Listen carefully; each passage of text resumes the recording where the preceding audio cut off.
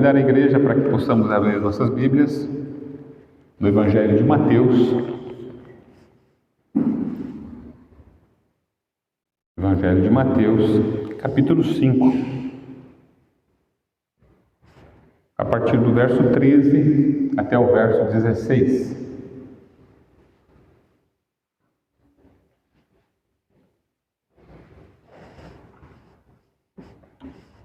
Mateus, capítulo 5, de 13 a 16. Ouçamos. Vós sois o sal da terra. Ora, se o sal vier a ser insípido, como lhe restaurar o sabor? Para nada mais presta, senão para lançado fora, ser pisado pelos homens. Vós sois a luz do mundo. Não se pode esconder a cidade edificada sobre um monte, nem se acende uma candeia para colocá-la debaixo do alqueire, mas no velador, e alumia a todos os que se encontram na casa. Assim, brilhe também a vossa luz diante dos homens, para que vejam as vossas boas obras e glorifiquem a vosso Pai que está nos céus. Oremos. Pai bendito, Pai todo-poderoso, a Tua igreja, Senhor Deus bendito, e todos nós que estamos aqui nesta noite, estamos atentos ao falar do Teu Espírito Santo sobre os nossos corações, meu Pai. O único que tem poder sobre o nosso coração é o Senhor, ó Espírito Santo de Deus. Portanto, ó Pai, fala, abre, restaura, cura. Mostra-nos, ó Deus, a Tua palavra. Mostra-nos, ó Deus, a Tua verdade.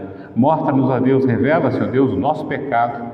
Revela, Senhor Deus, a nossa incongruência de vida, Pai, e nos ensina, ó Deus, que em Cristo Jesus a nossa esperança é única, Pai. Somente Cristo, ó Pai, é aquele que pode devolver ao nosso coração aquilo que o pecado, ó Pai, aquilo que o mundo e a carne têm nos tirado. Ajuda-nos, ó Pai. Nesta noite te rogamos, te pedimos, porque reconhecemos que a Tua voz, ó Deus bendito, se fará ouvir aos nossos corações. Em nome de Jesus. Amém, Senhor.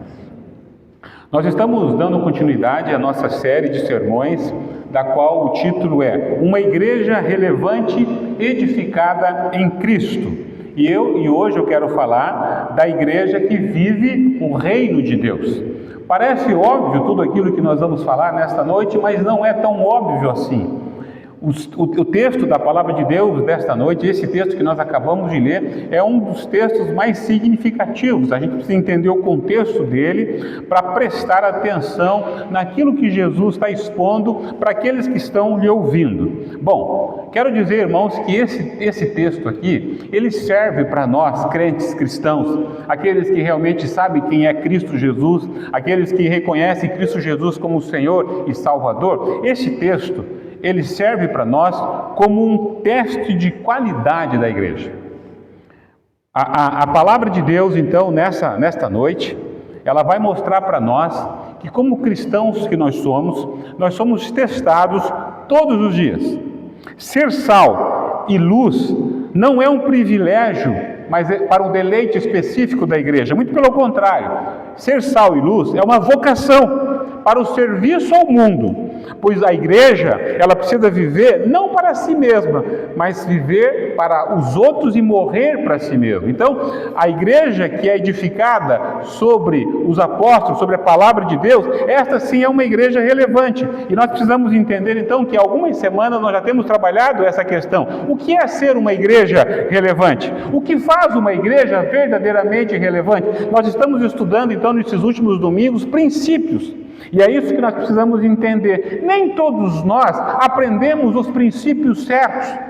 Nem todos nós estamos vivenciando os princípios certos. Às vezes nós falhamos e muitas das vezes estamos levando a nossa vida errada, porque nós entendemos de forma grotesca ou sequer nem entendemos. Qual é a relevância então de uma igreja? Qual é a relevância de uma igreja que realmente tem postura? Nós precisamos entender que, infelizmente, com o passar dos nossos tempos, nós temos percebido que a verdadeira relevância da igreja, muitos têm pensado assim, se compra com dinheiro, se compra com marketing social, com marketing digital. Muitas vezes nós pensamos que uma igreja relevante é aquela igreja que tem os seus templos suntuosos, a igreja que o estacionamento está lotado, igrejas em que as pessoas estão saindo pelo ladrão. Nós pensamos assim que esta é a igreja certa, esta é a igreja que está dando certo, que o Ibope é grande e que é a igreja que muitos querem participar.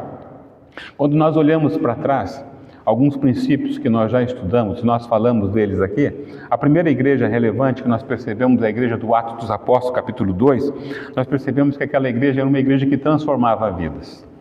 Olhamos também para uma outra igreja, a igreja do apóstolo João, aonde dizia que a igreja precisa amar sem fronteiras. Nós não escolhemos quem devemos amar, nós amamos todos aquele quanto o Senhor nos coloca à nossa frente. Pode ser ele rico, pobre, bom, ruim, não importa. A igreja, o seu coração deve estar aberto para amar todo e qualquer tipo de pessoa. No terceiro sermão, nós demonstramos que uma igreja, na verdade, ela não é vista pelo seu poder financeiro, mas se ela tem Jesus Cristo para oferecer para aqueles que precisam. Uma igreja edificada sobre o fundamento dos apóstolos, da verdade de Deus, é uma igreja que tem poder de Deus. Por quê? Porque é chamada por Cristo Jesus. Então, nós estamos observando que os princípios estão sendo dados para a igreja do Senhor. E esses princípios não são feitos por mãos humanas. Esses princípios são doados pela graça, por uma ação grandiosa do Senhor Jesus sobre a vida daqueles a quem Ele ama e daquele que nós amamos. Nós somos, então, dotados pelo Senhor Jesus e ainda continuamos mostrando que a igreja que é edificada sobre o fundamento de Cristo Jesus é a igreja que está no meio do povo de Deus, é a igreja que está envolvida com a sociedade, é a igreja que está envolvida com a família, é a igreja que está envolvida com o pai, com a mãe, com o tio. E a igreja presbiteriana é esse tipo de igreja. As nossas igrejas, elas são igrejas de família. Aqueles que conhecem a igreja presbiteriana e são raízes, eles sabem disso. Tem o pai, tem a mãe, tem o avô, tem o bisavô, tem o neto, tem o filho. Todos estão presentes, por quê? Porque é esta igreja que de fato ela é importante, a igreja que agrega uma família inteira. Nós não queremos barulho, nós não queremos multidões, nós queremos pessoas, famílias transformadas pelo poder de Deus. Ainda também vimos que uma igreja que realmente se importa, uma igreja que é edificada sobre o fundamento dos apóstolos, é a igreja que consegue unir aquilo que o mundo tem dividido. Nós falamos no domingo passado que nós como pessoas temos levantado muitas paredes de separação. E Cristo Jesus já rompeu com todas elas. Cristo Jesus não permite que nós levantemos paredes. Eu falei, as paredes que nós levantamos para nos separar são as mesmas paredes que vão nos reduzir a nada. Por isso, em Cristo Jesus, nós precisamos romper com as coisas que nós estamos aprendendo que precisa ser tirado. Como ser uma igreja relevante? No próximo domingo e o último domingo, nós vamos olhar para uma igreja que vai deixar marcas eternas. Mas hoje, em especial, nós vamos ver uma igreja que vive o reino de Deus. E o que é viver o reino de Deus? E o que é experimentar o reino de Deus? Nós estamos observando uma tragédia silenciosa acontecendo nos nossos dias. Uma igreja que está vivendo em si mesmada. Uma igreja que realmente nós estamos enxergando, igrejas lotadas, cheias de pessoas, mas que dentro do templo eles são as únicas coisas que importam. Cada um procura para si algo que seja do seu próprio interesse. E Mateus aqui, o Evangelho de Mateus vai trazer para nós um teste de qualidade para a igreja relevante. E esse teste deve ser aplicado por nós todos os dias ao acordar e ao ir dormir. Se realmente nós passamos por esse teste. A igreja que é relevante, ela é comprada por preço alto, um preço de sangue, um preço de Cristo Jesus. Não é uma igreja para ficar fechada na sua redoma, não é uma igreja para ficar olhando para si mesma. É uma igreja que precisa ter seus olhos atentos, seu coração atento. Lembrando que nós falamos aqui, o coração do crente é um coração cheio de compaixão, mas a Escritura diz que haverá um tempo em que o amor de muitos se esfriará, e nós estamos vivendo isto. O amor de muitos está esfriando. Nós não temos tido um coração e os olhos abertos para ouvir, para ver a necessidade do outro. E quando nós ouvimos e quando nós vemos, o nosso coração não se sensibiliza. Nós ficamos como se não fizesse parte daquilo que nós estamos vivendo.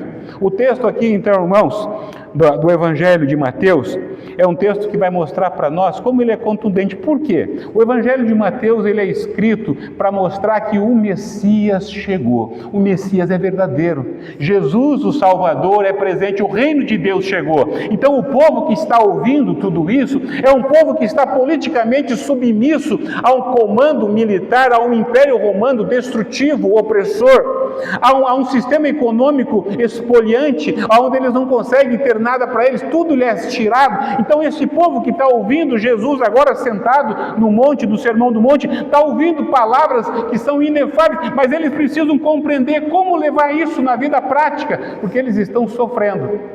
Eles estão olhando para tudo, eles estão olhando para um governo corrupto, eles estão olhando para pessoas corruptas, eles estão olhando para uma política miserável, eles estão olhando para as pessoas que são cada dia mais carnais, para um povo pagão, e eles estão diante dessa situação. Como viver diante de um povo assim? Então, o povo está sendo esmagado, a dignidade do povo está sendo retirada deles. E uma outra coisa, quando se olha para a religião daquele tempo, havia somente hipocrisia, porque os detentores da verdade eram mentirosos.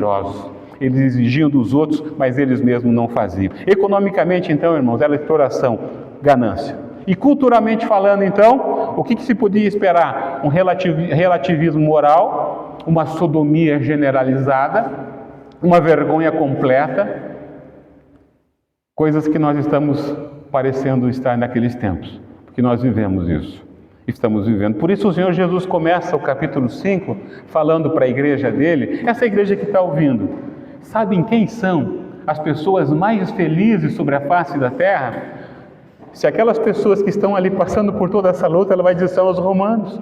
Eles têm dinheiro, eles têm casa, eles têm vida. Mas Jesus diz, não, bem-aventurado, aí ele vai falar todas as bem-aventuranças. Bem-aventurados são os pobres de espírito. Se você observar, ele vai dizer, bem-aventurados são os humildes de espírito, porque deles é o reino dos céus. E eles começam a dizer, bem-aventurados são os que choram. Opa, peraí, eu tenho chorado muito, eu tenho sofrido muito, então quer dizer que eu sou bem-aventurado. E a palavra bem-aventurado aqui quer dizer aquele que pode ser feliz, aquele que pode encontrar realmente a verdadeira felicidade. É interessante isso, irmãos, porque nós estamos vivendo tempos obscuros, tempos tenebrosos, tempos em que nós não conseguimos de fato viver esta alegria, e por isso nós estamos olhando tudo e dizemos assim, está tudo perdido, eu não tenho esperança de nada, nada vai mudar, é tudo ruim, só vai trocar o ruim pelo péssimo. Então Jesus está dizendo para aqueles que estão ouvindo, a esperança. E a esperança não é governo, a esperança não é política, a esperança não é econômica, a esperança está naquele que é Senhor e Salvador. Por isso que Jesus se apresenta aqui e Ele está dizendo, vocês que estão me ouvindo, bem-aventurados vocês serão, se vocês reconhecerem que precisam de um Salvador. Bem-aventurados vocês serão se vocês têm chorado por toda a injustiça que vocês estão vendo acontecendo. Bem-aventurados são os mansos, aqueles que não lutam, aqueles que não devolvem mal por mal, aqueles que não defendem com a mesma garra. Não, eles são aqueles que não lutam, porque eles querem viver uma vida que possa agradar ao Senhor Deus. Percebam isso. Nós estamos com os nervos à flor da pele, querendo brigar, querendo matar um leão a cada dia e, se possível, uma pessoa junto que nos atrapalha. Aqui é um teste, irmãos. Todos aqui já passaram por testes. Alguns estão estudando, continuam passando por testes. Mas o cristão passa por esse teste todos os dias. Todos os dias. Todos os dias. O Senhor Jesus aqui está dizendo que o reino de Deus chegou e os bem-aventurados são todos esses aqui. É uma promessa que é para agora, é para aquele momento. É para aquele tempo. Não tem como eles saírem dali e não saberem que eles serão bem-aventurados. E após todas as bem-aventuranças que ele fala, os que choram, os mansos, os que têm fome e sede de justiça, os misericordiosos, os limpos de coração, os pacificadores, aqueles que levam o evangelho, aqueles todos esses, ele termina. E bem-aventurados são todos aqueles que por minha causa sofrerem injustiça. Bom, ele vai dizer, como que eu posso ser bem-aventurado com tudo isso? Mas é bem-aventurado, feliz é se você for. E aí ele vai dar uma continuidade. Agora, esses versículos de 13 até 16, na verdade, até o 20º, mas até o 16 ele vai dizer o seguinte, tem duas coisas que o Senhor Jesus vai dar para a igreja, que é o mais precioso que nós temos. É o bem mais precioso que nós temos, que é dado para a igreja. Porque perceba uma coisa, nós estamos vivendo uns tempos onde nós precisamos do mundo, precisamos das coisas que o mundo oferece, nós precisamos daquilo que o mundo produz, nós precisamos da tecnologia, nós precisamos da ciência, nós precisamos dos remédios, nós precisamos de tudo que o mundo oferece. E esquecemos que agora, hoje, o Senhor Jesus dá para a igreja aquilo que o mundo precisa. O mundo precisa da igreja. Isso é fantástico, isso é completamente diferente, isso é um paradoxo tremendo. Na verdade, enquanto nós vamos para o mundo, o Senhor Jesus espere que o mundo virá até vocês. Por quê? Porque vocês são os únicos que podem oferecer aquilo que o mundo não tem. E ele vai dizer então, duas virtudes. Vocês são sal e vocês são luz. Rapaz, meu Deus do céu, que preciosidade, que texto tremendo, que coisa absurda. O Senhor Jesus está dizendo que a igreja, essa igreja que está sendo humilhada, essa igreja que está sendo despojada, essa igreja que está sendo ultrajada, ela não é nada do que está sendo feito contra ela, porque ela é sal e ela é luz. 3 coisas que eu quero que você anote e saiba, que é o teste da sua vida. Amanhã cedo, você vai acordar e você vai lembrar dessas 3 coisas. A primeira delas, o Senhor Jesus está dizendo que você precisa ter preservação. É o teste da preservação. Você vai perceber que nós somos chamados para ser sal. Uma das funções do sal é diminuir a podridão, é aumentar o tempo de vida. Então, o sal, ele precisa estar em contato com a carne. O sal precisa estar em contato com a carne para que possa fazer o seu efeito. Então, lembre-se, não dá para ser igreja fechada em templo. A igreja precisa ser sal fora. Ela tem que estar em contato com pessoas, com vida. Estas vidas que estão sendo espolhadas, perdidas e todos os dias estão indo para o fogo do inferno. É muito bom o tempo que nós passamos aqui, é fantástico, mas aqui nós nos enchemos para poder ser gasto lá fora. Então, a primeira coisa, preservar. A igreja é chamada para preservar a saúde espiritual, preservar aquilo que a sociedade está se deteriorando pela sua corrupção moral, pela sua corrupção social, pela sua corrupção econômica. É por isso que a igreja precisa fazer parte deste mundo, mas como sal. Segunda coisa que o texto vai mostrar para nós. Além de sal, então, a igreja precisa ser, o teste da iluminação. A igreja precisa mostrar a sua luz. E o que significa isso? Então, presta aqui. Deus vai dizer que nós precisamos ser sal da terra e luz do mundo. A igreja precisa ser luz. E o que é essa luz? Aonde a igreja for, as trevas não permanecem. Nós não compactuamos com as trevas, nós não compactuamos com erro algum, com pecado algum, e nós não fazemos parte desse tipo de vida. Por isso que eu digo para nós, irmãos, nesta noite, que precioso o que Deus está dando para a sua igreja, sal e luz. Eu não sei se você sabia que você tem essa condição dada pelo Eterno, para que você possa salgar, temperar, dar gosto, se fazer diferente em um mundo em que está em terrível confusão. Eu não sabia se você tem ideia de que é ser luz em um mundo que está em treva. Como é maravilhoso poder saber dessas coisas. E a terceira e última coisa que o texto vai dizer, que por causa das obras das nossas mãos, aquilo que nós fizermos, eles verão, não a nossa obra, mas a glória de Deus. A terceira coisa é redenção.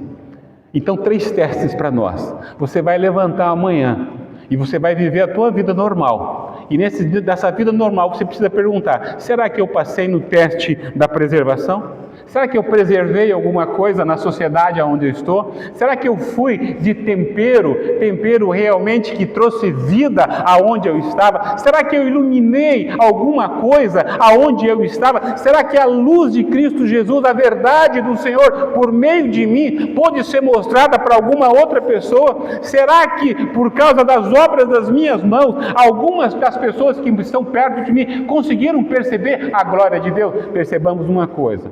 Normalmente nós queremos deixar a assinatura. As igrejas grandes, elas estão crescendo, e vocês sabem quais são as igrejas grandes? elas deixam marcas, mas nem sempre são essas marcas aqui. Marcas eternas. Marcas que fazem completamente a diferença. Sal que não preserva é sal que se perdeu. Perdeu a sua função. A igreja que vive para si mesma é uma contradição, pois falhou no teste da qualidade. Nós não podemos viver para nós mesmos. Então a primeira coisa que nós vamos olhar é o teste do sal, a identidade de preservação. Para nós entendermos, naquele tempo então, o sal não era como nós conhecemos hoje. Este sal que está na prateleira e que na verdade, se você for lá, deve ter uns 10 tipos de sal lá, né? E geralmente o mais antigo, não vou falar o nome que não vou fazer merchandising aqui, né? Mas você vai lá e pega o do patinho, né? E guarda, porque é o melhor. Mas nós sabemos que para testar o sal tem que ele sair da prateleira. Hoje nós temos um monte de sal Nutella, né? É sal com erva disso, erva daquilo, erva daquele outro, erva não sei do que. É tanta erva que a hora que se bota na carne estraga. Estraga. É sal, é sal. Naquele tempo, o sal também era cheio de porcaria. Da onde ele era extraído, tinha muitos minerais juntos.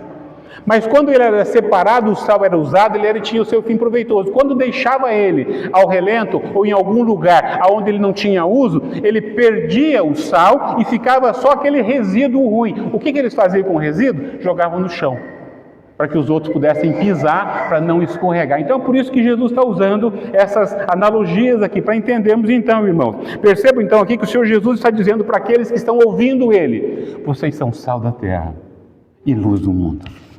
Sal da terra, não é sal do templo. Vocês são sal do templo. Então eu até coloquei no grupo, né? É como se nós fôssemos aqui, cada um aqui um saleiro. Saleirozinho, né? Para que serve o saleiro? Para ser colocado o sal naquilo que você vai se alimentar. Então, mas nós infelizmente estamos vivendo uma igreja cheia de saleiro tampada. Ou pior do que isso, nós estamos cheios de saleiro e a igreja é como se fosse a prateleira do supermercado e nós estamos no último andar lá em cima e ninguém consegue pegar. Eles pegam os que estão mais próximos, aqueles que podem enxergar, aqueles que fazem mais contato. Mas muitos de nós, infelizmente, não têm sido sal. Estão guardadinhos lá na comodidade da sua prateleira. É bonito o saleiro, bem limpinho, coisa brilhando. Mas infelizmente, o sal está fechado. Não serve para nada. Daqui a um tempo, vai ser jogado fora. E é assim que funciona. O Senhor Jesus aqui, então, irmãos, Ele está mostrando que para ser sal da terra, não é um momento específico. Por isso que eu falei, o teste é todo dia. Todo dia você é testado se você é sal. Todo dia você é testado se você é luz. Todo dia você é testado se através daquilo que você está fazendo traz ao Senhor a glória devida ao nome dEle. Todos os dias. Por isso que nós precisamos refletir. Tem muito sal vaidoso, irmãos. Tem sal lindo, mas está fechado. Tem sal que fica assim fantástico para o domingo, mas é só domingo. O Senhor está nos chamando aqui a atenção. No domingo a gente pode ser o sal que você quiser ser, mas na segunda-feira o sal tem que estar sendo usado na sociedade. Ele tem que estar salgando aonde você está. Ele tem que ser aberto. Ele tem que ser aberto. Senão não tem jeito. Se nós, enquanto formos sal, não estivermos sendo usados, de que adianta? Eu não sei quem é que ele já conseguiu comer aqui. Aqueles que têm pressão alta, né? Não podem comer tanto sal. E alguns, às vezes, têm que comer a carne sem sal. Tudo que é sem sal, quase tudo, né? É um pouco meio sem gosto. Principalmente a carne, né? Vocês imaginem uma sociedade corrupta, carente da verdade, precisando de um tempero espiritual. Você está próximo da pessoa e você não tem nada para oferecer. E você é chamado para ser sal. E você é chamado para ser luz. E você é chamado para que através de você a redenção encontre o coração. Eu estou dizendo que às vezes nós podemos pensar assim, algo lá fora, muito distante, outros países. Não, é para começar onde? É começar aqui na igreja, é começar em casa e expandir. Nós temos a ideia de que nós precisamos ir para a praça amanhã. Não, vai para o trabalho, vai para a faculdade. Aonde você for, é lá que você começa a pensar, hoje eu quero ser o teste, quero ser aprovado pelo meu Deus. Eu quero ser aprovado, quero tirar nota boa. Porque infelizmente, Nós não pensamos mais assim. A igreja se reúne somente no domingo, uma vez à noite, e ela pensa que o sal dela vai ser bom aquele dia. Aqui não vai funcionar para nada. Porque aqui nós estamos nos abastecendo daquele que tem sal, daquele que tem luz. Aqui nós estamos nos abastecendo daquele que pode nos ajudar. Por isso, irmãos, cuidado, porque há muita mistura na nossa vida. Nós não temos sido o sal purificado. O sal que realmente faz a diferença. Ser sal da terra significa que a igreja tem uma função preservadora da sociedade. Sem a igreja, o mundo apodrece. Sem a igreja, a corrupção avança. E avança sem resistência. Mas para salgar, o sal precisa se misturar. Se misture. Mas se misture como sal. Se misture como luz. Por quê? Porque o sal precisa lavar os remédios. Lavar as feridas como remédio para a sociedade doente, machucada. Só nós podemos. Só a igreja do Senhor tem a condição de ser sal e luz. Nada mais, em lugar algum, tem essa função de ser sal e ser luz. Ninguém mais. Não há mais nada debaixo do céu, acima da terra. Não há mais nada. Eu e você somos chamados com essa peculiaridade. Ser sal e ser luz. Olha que bênção, irmãos. E entenda o seguinte, não queira de repente fazer tudo de uma vez, não, vai começando com pequenas coisas, pequenas ações, pequenas atitudes. A primeira é essa, nós estamos em teste todos os dias. Vocês sabem muito bem que um produto, quando é lançado em mercado, ele não é lançado sem antes ser testado. Ele é testado 1, 2, 3, 4 vezes para ver se realmente a sua função, realmente ela é boa, se ela vai servir para aquilo que ela foi proposto. Vocês imaginem, se o Senhor Jesus, a hora que nós entramos ali pelaquela porta, Ele olha para nós assim, foi reprovado no teste. Foi reprovado no teste. Foi reprovado no teste. Foi reprovado no teste, mais ou menos. Mas é mais ou menos isso que acontece, irmãos. O Senhor Jesus olha para a nossa vida enquanto igreja e Ele pergunta, qual igreja nós estamos sendo? Uma igreja que salga? Uma igreja que mostra a luz? Ou uma igreja que está temperando a si mesmo? Vivendo para si mesmo? Gastando para si mesmo? Enriquecendo para si mesmo? E aqui a riqueza é completa, é total. Financeira, espiritual, tudo que você imaginar. Nós estamos engordando, mas nós estamos vivendo uma vida emagrecendo aqui mesmo. Nós não conseguimos liberar a nossa vida, a nossa alegria, a nossa espiritualidade, aquilo que o Senhor Jesus tem derramado sobre o nosso coração para esse povo, para essa nação, para essa sociedade que está morrendo pela corrupção. Porque a igreja, quando ela é sal e luz, aquilo que está próximo dela tem relevância. Ela se importa. Por isso é uma pergunta que deve ser realmente bem pensada. A igreja relevante, ela permanece. A não relevante, ela se fecha, irmãos. A relevante, ela sempre vai existir, porque a Bíblia fala que as portas do inferno não prevalecerão contra a igreja do Senhor. Mas a igreja que não consegue viver, ser sal e ser luz, não tem jeito. E eu vou dizer uma coisa para os irmãos. Isso não é uma justificativa para eu ser pastor. Nós poderíamos ter nessa igreja aqui trazer os melhores pastores do nosso conhecimento. Não é pastor que muda a igreja, é o sal e luz lá onde você está inserido. É lá onde você vive, é lá onde você levanta, é lá onde você entra, é lá onde você trabalha, é onde você vai no mercado, é onde você compra na farmácia, é onde você faz negócios. É lá que nós somos chamados para ser sal e para ser luz. Não é pastor que muda a igreja. Mas nós compreendemos o princípio que nós estamos recebendo aqui. Nós estamos preservando a quem? A nós mesmos. Somente a nós mesmos. Alguns ainda são aqueles que fazem a vontade do Senhor e conseguem fazer aquilo que é previsto fazer. Por isso que a igreja continua permanecendo de pé. Porque alguns ainda estão vivendo esta verdade e esses princípios. Mas nós, esta noite, precisamos descobrir. Cada um aqui precisa viver o seu saleiro, jogar o seu sal lá fora. É lá que nós precisamos mostrar para o mundo inteiro que a igreja é diferente. Que o povo do Senhor é um povo que nunca vai ser jogado ao chão, porque ela sempre vai ter relevância, sempre tem algo para informar, sempre tem algo para fazer. Primeira coisa então, irmãos, preservação. Como nós podemos salgar? Quando a igreja falha, a igreja morre. Quando a igreja falha, a sociedade perde. Quando a igreja falha, a corrupção aumenta. Quando a igreja falha, a moral falha. Por isso que a igreja é um fator vital na sociedade onde nós estamos. Jesus está chamando a sua igreja que está ouvindo aqui. Toma posicionamento. Você é chamado para preservar. Preserva a tua casa, preserva a tua vida, preserva a vida daqueles que são seus. Preserva com sal, preserva com luz, preserva com vida, preserva com esperança. Jesus está falando de esperança para um povo que não tem esperança, mas Ele está mostrando, essa é a esperança. O mundo não tem nada e nunca vai ter isso que vocês têm. O mundo vai correr para vocês, porque vocês são os únicos que têm sal e que têm luz. E nós sabemos então, quando isso faz falta, como é bom ter algo que possa ser oferecido ou estar perto de quem tem para oferecer. A igreja perde a sua função preservadora. Quando ela deixa de ser sal, ela se torna um objeto mais desprezível da face da terra. O mundo descarta, o mundo pisoteia, o mundo rejeita, porque ela cobra santidade, mas ela não demonstra na prática que ela é santa. O mundo olha para a igreja, ele detesta a igreja, porque ele detesta primeiro Jesus Cristo. Mas o mundo não vai rejeitar uma igreja que ela tem sal para oferecer.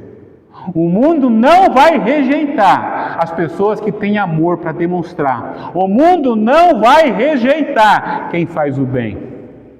Tanto é que no Império Romano, quem cuidava dos doentes deles era a igreja. Nas pestes que houveram pelo mundo, quem cuidava eram os cristãos. E eles olhavam para isso e diziam, esses aí são doidos, esses aí são loucos. Mas é o que eu disse, o amor de muitos está esfriando. Hoje nós não queremos saber quem precisa da nossa ajuda, porque nós não estamos dispostos a ajudar. O meu tempo é meu, é exclusivo meu. Por isso que a igreja não tem mais esse impacto que deveria ter. Por isso que a igreja é relevante, é a igreja que ainda é sal e ainda é luz. Segunda coisa que eu quero falar com os irmãos é o teste da luz. Versículo 14. Vós sois a luz do mundo. Não se pode esconder a cidade edificada sobre o monte, nem se acende uma candeia para colocá-lo debaixo do alqueire, mas no velador, e alumia todos os que se encontram na casa. Bom, aí é óbvio o que ele está falando. Ele está dizendo que se você acende uma lamparina, essa lamparina ela precisa iluminar. Naquele tempo ele fala alqueire era como se fosse uma caixa, um vaso, que era para medir os alimentos ali, separar o arroz, o feijão. Então, se você acende uma candeia e bota esse vaso em cima, a luz acabou. Naquele tempo, as casas da Palestina, do Oriente, eram casas pequenas. Mas elas tinham umas lamparinas assim nos montes. E quando se acendia uma lamparina, se enxergava de longe uma casa. Então, o que o Senhor Jesus está dizendo é que aqueles que têm luz, quando elas estão acesas, eles vão enxergar a tua luz. Não há como esconder a luz, não há como não enxergar aonde ela está localizada. Então, e ele está dizendo o seguinte aqui, que o mundo inteiro vai ver essa luz. Não podemos esquecer. Agora ele muda um pouquinho. Aqui não é mais paladar, é visão. Nós temos que estar alimentando a terra, mas nós temos que clarear o mundo. Nós temos que mostrar ao mundo a verdade do Evangelho. Por quê? Porque há uma cegueira espiritual. É interessante, irmãos, porque às vezes essa cegueira espiritual está tão perto de nós e nós não conseguimos mudar as pessoas. Porque nós não temos nada para oferecer para elas. Parece que nós mesmos estamos nessa cegueira. Parece que nós mesmos não temos esperança de dizer, olha, em Cristo Jesus há esperança, a vida, na palavra de Deus a redenção, no amor do Senhor. Mas nós precisamos não só falar, nós precisamos demonstrar que nós estamos realmente vivendo este Evangelho. E esse é o grande detalhe da nossa vida. Nós ficamos preocupados em mostrar tanta coisa, menos o Evangelho. Nós mostramos nossas roupas, mostramos nossas casas, mas não mostramos a luz do Senhor, a verdade do Senhor. Saleiros empoleirados, saleiros enfileirados, saleiros nas prateleiras, sem ser usados, sem estar prontos para salgar.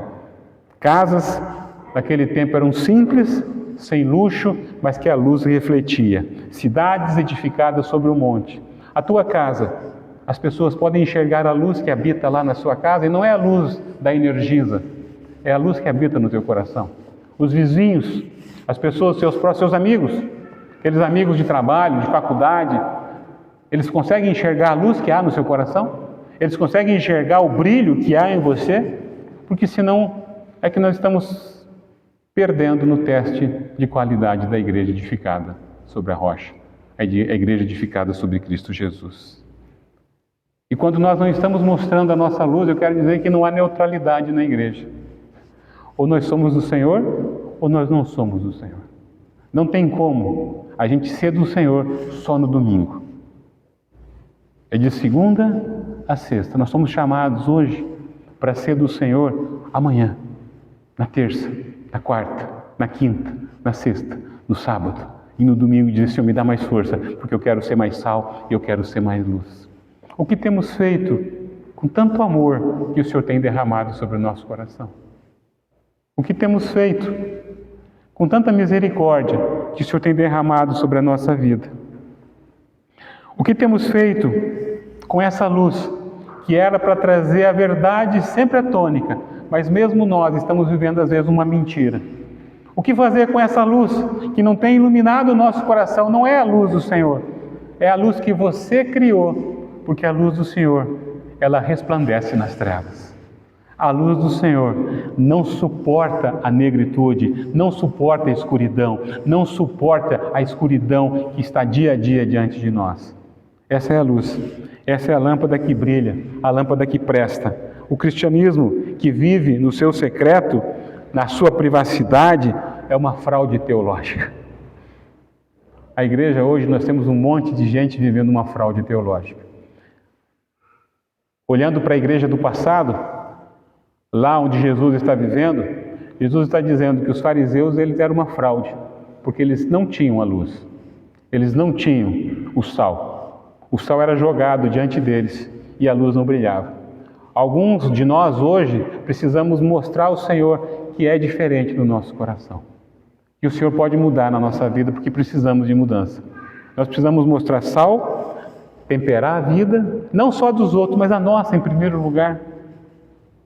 Estou dizendo que esse é um texto fantástico, é um texto que não pode nos deixar parados nunca mais na nossa vida.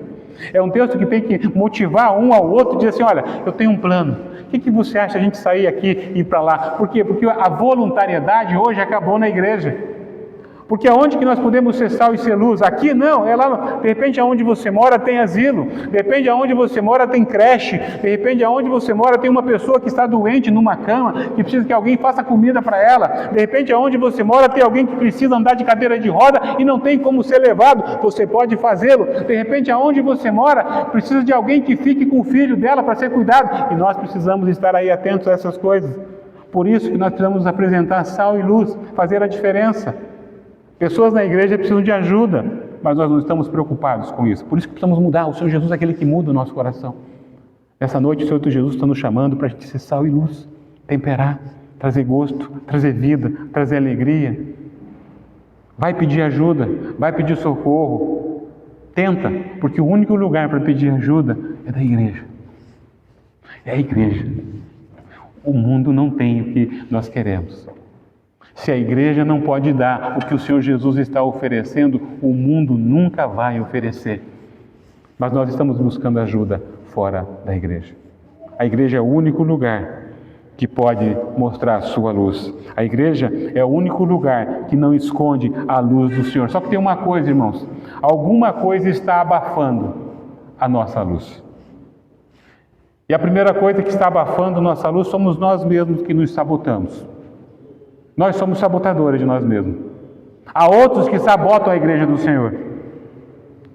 Então nós temos essa dificuldade. Ou nós somos sabotadores, ou nós estamos sendo sabotados. E isso tem abafado a igreja de iluminar e guiar toda a nossa casa. Cuidado, preserve a luz que o Senhor Jesus deu ao seu coração. Preserve o sal que faz parte da sua vida. Nós temos estas coisas, nos foi dado e nunca será tirado. Um cristão que entende que é sal e luz, ele faz toda a diferença nessa sociedade. Toda a diferença.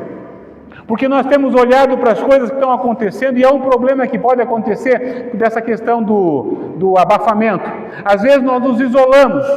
Por exemplo, nós fazemos tudo é planejado para nós aqui dentro. Qualquer programação, nós queremos tratar a cada um aqui. Cântico, louvor, entrada, sentar, ar-condicionado, tudo é para cuidar daqueles que se assentam, para que fiquem bem acomodados, para que tenham o seu momento precioso na presença do Senhor. Nós não pensamos nos outros, e aí é um problema. Na verdade, isso é um problema, já é antepassado. Antigamente, havia uma perspectiva, e essa era dos monges, né? Que eles precisavam fugir do mundo. E aí foram criados os monastérios. Os monastérios eram um lugar que eles iam, ficavam em oração 24 horas e lendo a Bíblia, e eles não queriam saber do mundo. Parece que nós vivemos monastérios hoje. Tudo está relacionado somente com nós, mas não com os outros. Uma outra coisa também que traz problema, da mesma forma o contrário. Não, nós vamos nos envolver com o mundo sim. É uma igreja que se envolve com o mundo, mas cuidado. Tem igreja se envolvendo com o carnaval do mundo e vai pular carnaval dizendo que vai evangelizar. Cuidado. Então esse é um outro perigo, o perigo da assimilação da cultura. Por quê? A gente acha que precisamos ir lá fazer o que eles fazem para eles olhar para nós. Não, nós já temos o necessário para que eles olhem para nós. Nós somos sal e somos luz. Eles não têm sal e eles não têm luz, só nós temos. Agora, nessa época de Jogo do Brasil, eu acabei de ver uma igreja que organizou todo o seu culto não, toda a sua igreja, todo o seu templo, para curtir o jogo da Copa do Brasil, né? Se vier outro pastor e fizer isso, eu não vou fazer nunca isso, né? Quer dizer, então, percebo que isso é assimilação, porque qualquer canto, qualquer bar, você viu hoje festa, ou ontem festa, comemorando ou não, mas festejando. Por quê? Porque é isso que eles fazem, mas nós não fazemos isso. Nós somos chamados para ser luz, para espantar as trevas, para mostrar a verdade, para preservar como sal e como luz uma sociedade que está se acabando, se destruindo, e nós somos os únicos responsáveis por isso. Teste. Estamos sendo feitos todos os dias para o nosso coração. Teste da preservação. Está preservando alguma coisa? Está sendo sal? Está temperando ou está estragando tudo? É aquele sal Nutella, cheio de erva amarga, cheio de erva ruim, que a hora que põe não consegue comer mais nada. Está sendo luz? Quando você chega, a verdade impera? As pessoas sabem que você é um servo de Deus, do Deus vivo e verdadeiro? Não vem com piadinha para você, não chamam você para contar piadinha, não contam coisas que não deveriam contar, porque sabe que você é um servo do Deus vivo, não chamam você para participar de maracutaia, porque sabe que você é um servo do Deus vivo. Terceira e última coisa, ele vai dizer, no verso 16, a igreja relevante, ela encerra com preservação, com iluminação e agora com redenção. Olha a força dessa igreja. Verso 16. Assim brilhe também a vossa luz diante dos homens, para que vejam as vossas boas obras e glorifiquem a vosso Pai que está nos céus. Preste atenção nisso. O grande problema para a gente chegar nessa atitude é que nós precisamos fazer alguma coisa. Mas como eu disse, por causa que nós estamos vivendo, olhando este mundo onde nós estamos inseridos, nós estamos vivendo uma sociedade como igreja confortavelmente anestesiado. Você vem domingo para a igreja, foi tudo fantástico, o louvor foi legal, a pregação foi estupenda, a igreja está maravilhosa, está decorada, os bancos são confortáveis. Puxa, o que mais eu quero? A igreja então está confortavelmente anestesiada. Ela não está fazendo nada, ela está só curtindo. Esse é um perigo muito grande. Por quê? Porque nós precisamos fazer, mas não fazer na igreja, é fazer fora da igreja. É por isso que somos chamados que as nossas boas obras precisam aparecer em primeiro lugar, para que eles possam ver as nossas boas obras e não digam assim, parabéns, pastor Marcos, que coisa bonita que o senhor fez. Não, glorifiquem ao Pai que está nos céus. Não façam nada por partidarismo, por vanglória, façam tudo para honrar o nome do Senhor Jesus. Façam tudo para dizer que você é um servo do Deus vivo. Boas obras sem Cristo são apenas humanismo reprovado. A igreja só passa no teste de qualidade quando o seu serviço aponta para a cruz do Salvador. O Salvador que morreu para aquele que é pecador. O padrão de qualidade do Senhor é cristocêntrico. Não é humano, não é IPB, é o Senhor Jesus. Nós não trabalhamos para deixar o nome da IPB ilustre, não. Nós trabalhamos para que o nome de Jesus seja glorificado. Cada dia em que você levantar, você vai levantar e dizer: Senhor, pode fazer o teste, porque o teu nome será glorificado através da minha vida. Não quero fazer absolutamente nada que desonre o nome do Senhor. Eu não quero fazer evangelho social, eu quero fazer o evangelho cristocêntrico, porque não adianta também você começar segunda-feira e começar a viver um evangelho social, querer fazer bem para toda a humanidade. Não é fazer bem. É mostrar as obras do Salvador através da sua vida, para que eles possam render glórias ao Senhor. O Evangelho precisa chegar, o Evangelho precisa alcançar os corações. E é isso que nós temos, sal e luz. Não precisamos de mais nada. Evangelho com sal e com luz, que mostram o nome do Senhor Jesus. Que coisa perfeita, que coisa maravilhosa. Eu quero trabalhar, encerrando agora, indo para a nossa conclusão, e dizer para vocês, meus irmãos, que o que o Senhor Jesus está dizendo para a sua igreja que está ouvindo Ele está dizendo que a igreja que está ouvindo ali Ele, não são eles a fonte do sabor, não são eles a origem da luz. Às vezes nós pensamos que nós somos alguma coisa, né? Ele está dizendo que é Cristo Jesus. Ele está dizendo que a nossa vida, ela é opaca.